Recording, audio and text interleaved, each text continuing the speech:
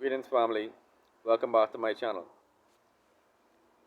When I decided to cover this story, I actually considered many different ways to approach it, but I feel like the direct approach is the one that will actually result in me completing this video. Because when I considered this story, um, basically a white millionaire sexually molesting and drugging black women, when I consider a story like this, needless to say, it's a very emotive issue. Okay, but what I will do in this video, I will attempt to piece this thing together for my subscribers so that you can understand what took place recently and against what backdrop it took place. Okay, now as you all know, countries like the Bahamas, um, third world nations around the world, have been used as the trash receptacle for the elite. All right, people travel to our regions in order to carry out the type of debauchery that they would not be able to get away with in their own country.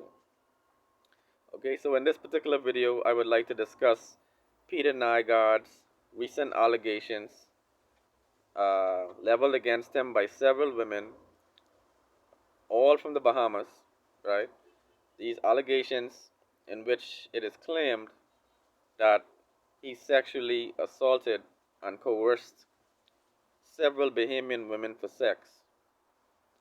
All right. Family, these women ranged in ages from 14 to 29.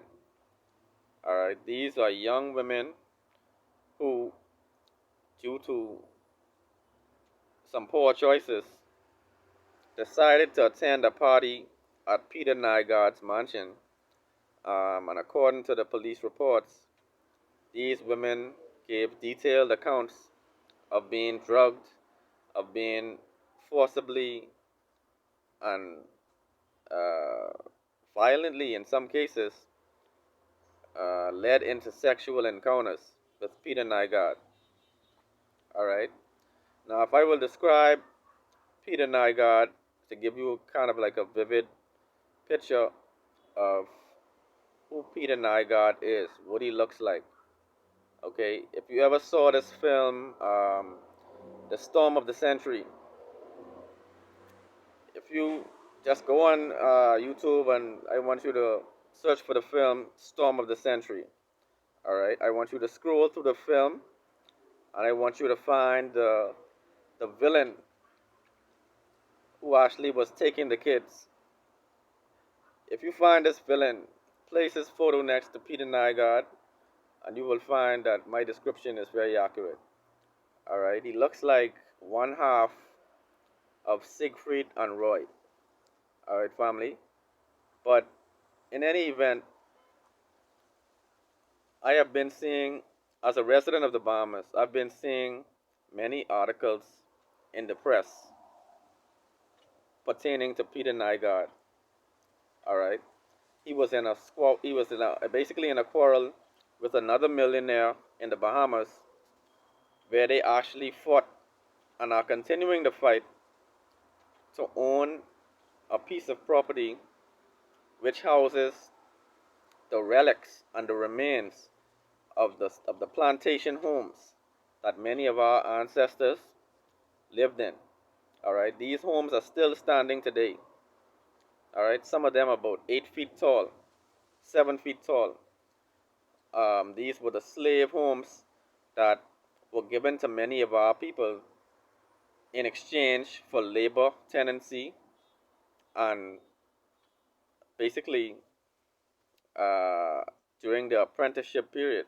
You know, many of our people had to still continue on to work for the slave masters after emancipation.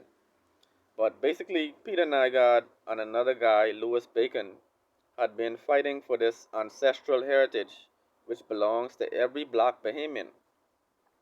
Okay?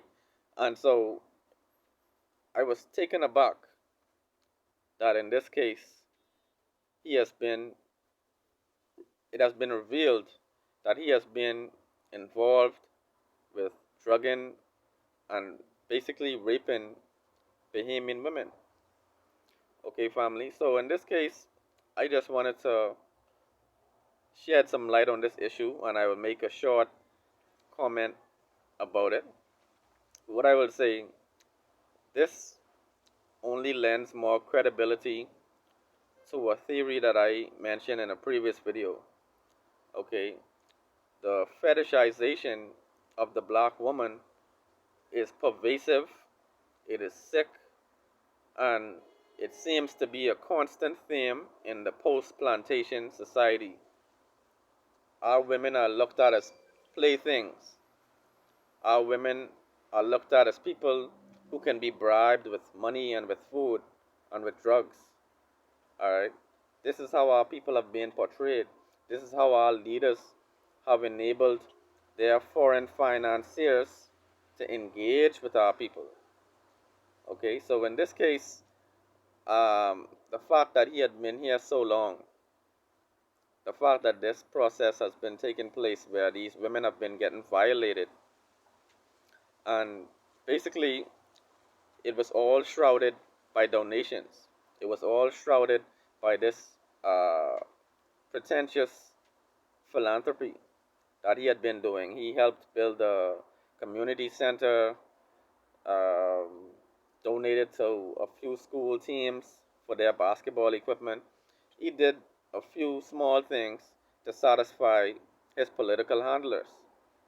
Okay, so family, I just wanted to shed some light on this. This is nothing more than the fetishization of our sisters. Okay, we had our own Jeffrey Epstein, Jeffrey Epstein in the Bahamas. We had our own version of the predators. All right, this one hailed from Finland. He's being called a Canadian fashion mogul, but it was recently revealed that he actually came from Finland. All right, family. But just let me know what your thoughts are in the comments below about this developing story and my proceeding commentary. Let me know your thoughts in the comments below about all these dynamics. Like, comment, subscribe. One love.